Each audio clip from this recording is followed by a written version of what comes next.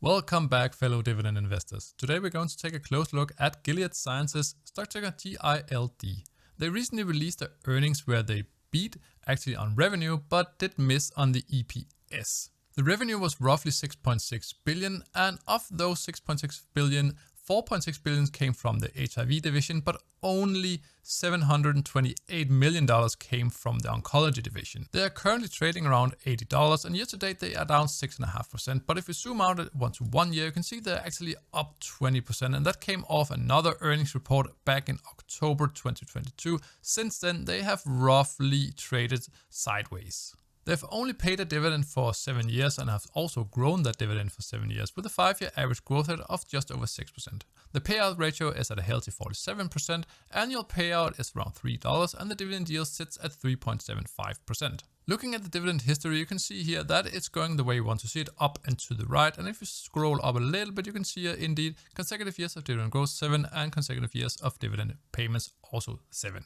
So they are offering quite a lucrative dividend yield. But if we look into some of the financials, you can see here the revenue started at $22 billion back in December 18, now sits around $27 billion. So there hasn't been that much of a growth in the total revenue. And even worse, if we come down here to the net income, you can see 5.4 billion back in 2018, 5.4 billion for the trailing 12 months. And actually, if we look at the last report, December 22, they are at 4.5 billion. So they are growing their revenue slightly, but the net income isn't really moving at all and remains steady around this $5 billion. And as mentioned, a lot of the revenue is coming from the HIV division and not as much from the oncology division.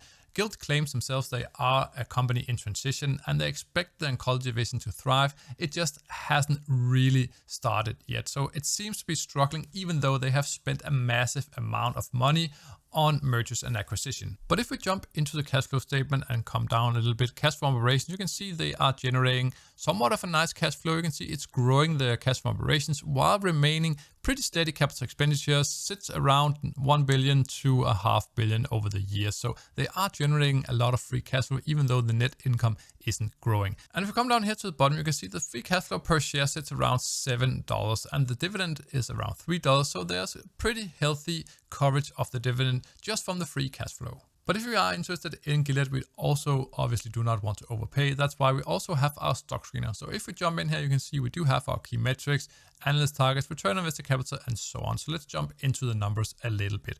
You can see here the earnings per share sits just over 4. They have actually had negative growth, and I feel that Gilead hasn't really been the best in class at capital allocation. They did a lot of stock buybacks, but I don't feel they have spend the money that wisely. I would rather see some more acquisitions to optimize their pipeline and expand that rather than the amount of stock buybacks, for example, they have done. Stock buybacks in general are pretty good, but at the rate Gilead have done it, I would rather have seen some other capital allocation from the money they have.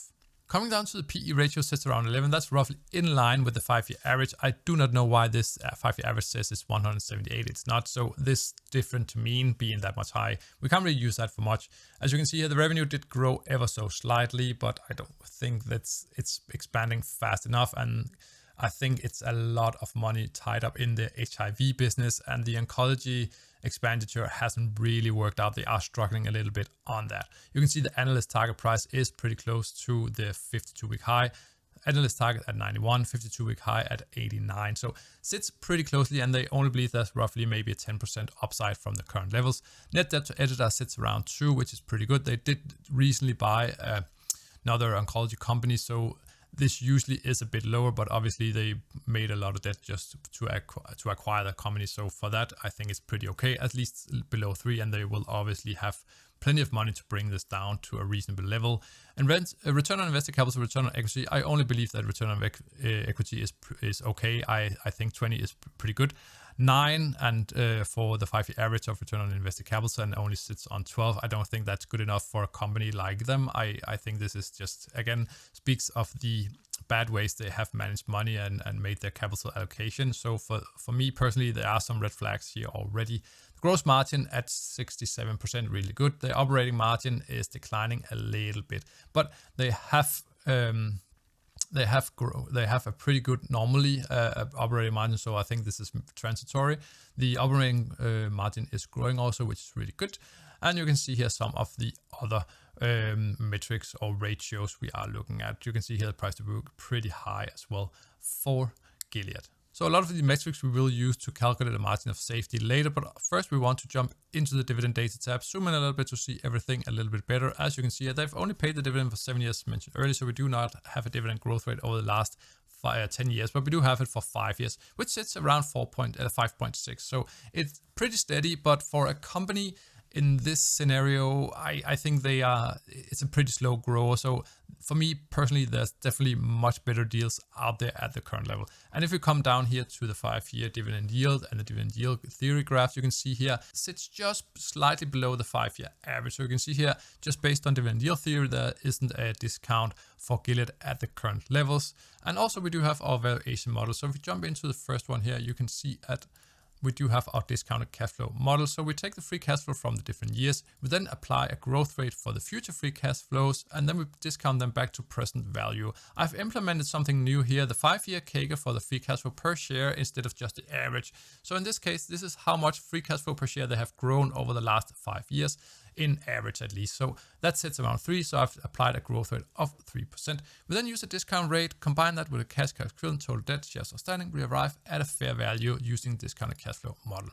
We also have the dividend discount model where we do take the dividend payout from the different years, combine that with the weighted average cost of capital, so sits around 7.5. We get an intrinsic value as well. The next one is multiples valuation, where we do take some comparable companies to Gilead and then using their PE, a median of their PE, we arrive at a stock price for Gilead, sits around 92 using this method. We also do have the Graham's revised valuation method, where we take the formula here on the left, using the current yield of AAA corporate bonds, the average yield of AAA corporate bonds, growth rate, and the PE of no good company, we also arrive at an intrinsic value for Gilead. We then also have the price to earnings valuation, where we do take the price to earnings ratio from the last couple of years and using that average to project a possible intrinsic value for Gilead, in this case $67.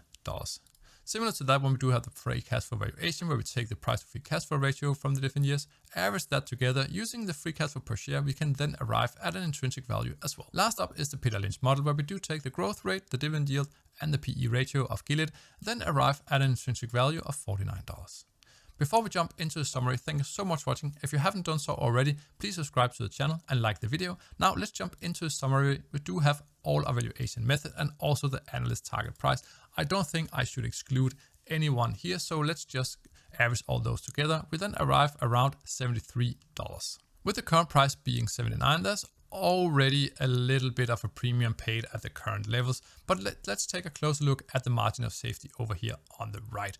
So let's see, we start with a standard of 25, then depending on some of the metrics here, we do want to skip a little bit here. And I see that the payout ratio actually gives it a +5. I just jump back here to see that it says here that it's at 67, but as we saw earlier, and I did double check that, it sits actually below 60%. So in this case, this should be a 0, which means that the margin of safety should only be 5. So if we jump over here and then put in 5%, it actually gives us an acceptable buy price of just shy of $70. So if you are interested in buying Gilead Sciences for the long term and like the company's long-term outlook, personally, I don't. I think there's too many red flags. I don't like the capital allocation, and I think there's too big a reliance on the HIV products because it makes up over 2/3 of their revenue.